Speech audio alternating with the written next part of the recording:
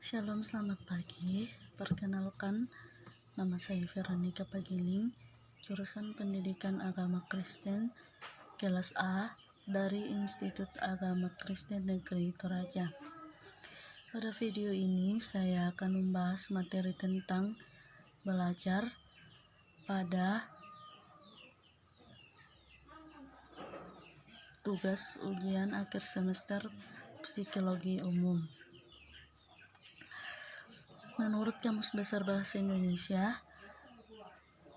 belajar berarti berusaha memperoleh kepandaian atau ilmu, berlatih, berubah tingkah laku, atau tanggapan yang disebabkan oleh adanya pengalaman.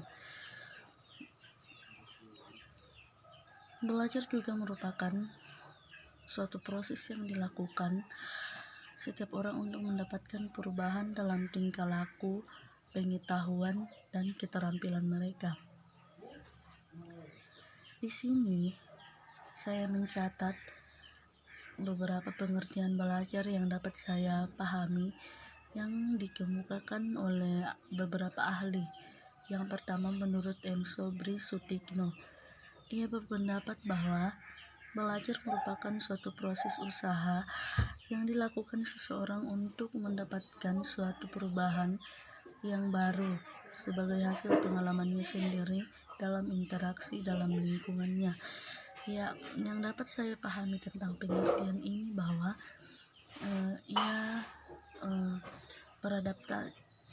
ia beradaptasi dengan lingkungan untuk mendapatkan suatu pengalamannya. Nah, pendapat yang kedua yaitu Skinner. Ia berpendapat bahwa belajar adalah suatu proses adaptasi atau penyesuaian tingkah laku yang berlaku secara progresif. Artinya bahwa ia menyesuaikan tingkah lakunya dan ia beradaptasi dan ini dilakukan dengan cara progresif atau halu. Ya, dia menghayalkan. Jadi dari pengertian di atas dapat saya simpulkan dua pengertian, yaitu pengertian yang pertama, belajar merupakan suatu proses yang dilakukan oleh individu dengan individu lainnya untuk mendapatkan pengalaman.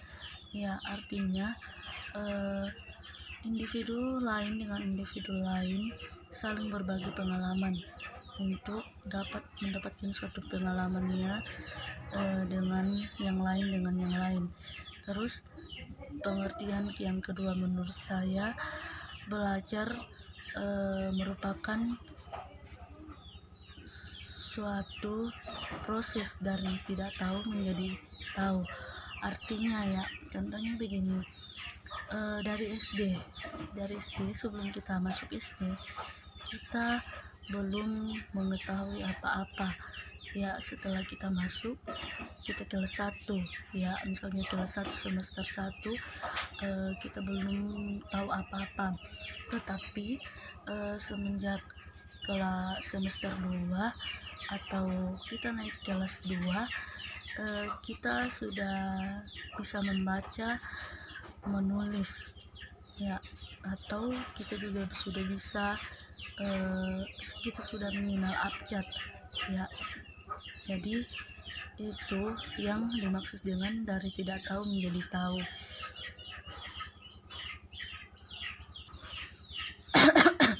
Terus ada juga tentang tujuan belajar. Tujuan belajar yang pertama untuk memperoleh pengetahuan. Ya, kita belajar itu untuk mendapatkan suatu pengetahuan, ilmu, untuk mendapatkan pengalaman. Terus yang kedua, menanamkan konsep dan keterampilan. Ya, setelah kita mengetahui setelah kita belajar dan kita mendapatkan suatu pengalaman itu kita terapkan, kita tampilkan dengan berbagai macam keterampilan yang ada. Terus yang ketiga, membentuk sikap. Membentuk sikap artinya kan di dalam belajar kita tidak hanya diberi pelajaran, misalnya penjumlahan 1+1 sama dengan 2 ya, bukan hanya itu yang kita pelajari, tetapi di dalam belajar itu juga kita diajar bagaimana kita bersikap yang baik, bertata krama, bertingkah laku. Jadi kita diajar bagaimana kita bersikap dengan baik. Terus ciri-ciri belajar. Ciri-ciri belajar yaitu pertama, terjadi perubahan tingkah laku secara sadar.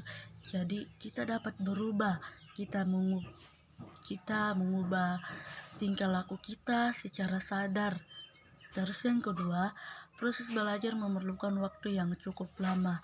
Artinya ini tidak memerlukan waktu yang singkat ya. Contohnya saja, kita dari TK 1 tahun, SD 6 tahun, jadi 7 tahun. Terus SMP 3 tahun, 10 tahun. SMA 3 tahun, jadi 13 tahun.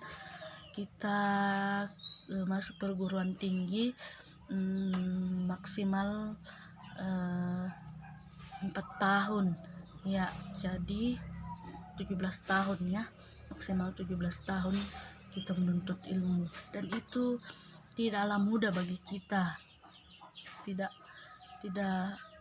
singkat bagi kita. Itu membutuhkan waktu yang sangat panjang untuk menggapai ke sebuah titik yang kita impikan, artinya kita dapat mencapai cita-cita kita. Terus proses belajar dapat terjadi dalam interaksi sosial, artinya kita saling berinteraksi, saling berhubungan satu dengan yang lain.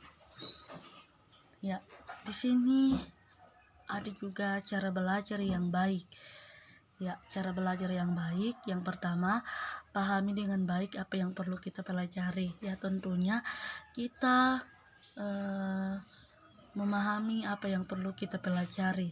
Terus yang kedua, atur jadwal belajar kita. Ya, tentu juga kita akan mengatur jadwal belajar kita agar waktu kita tidak saling bertabrakan. Terus lakukan uji mandiri. Tentunya kita mengerjakan soal-soal yang perlu kita pahami. Kemudian lakukan belajar kelompok atau diskusi. Ya, tentunya juga kita pasti melakukan kerja kelompok. Ya, paling tidak misalnya pada saat ini kondisi kita dalam masa pandemi, kita bisa melakukan kerja kelompok secara virtual juga kan.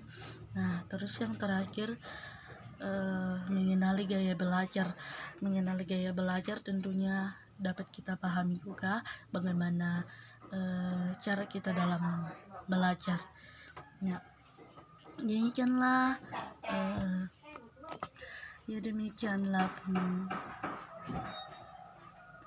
pembuatan video saya mengenai tentang belajar. Sekian dan terima kasih.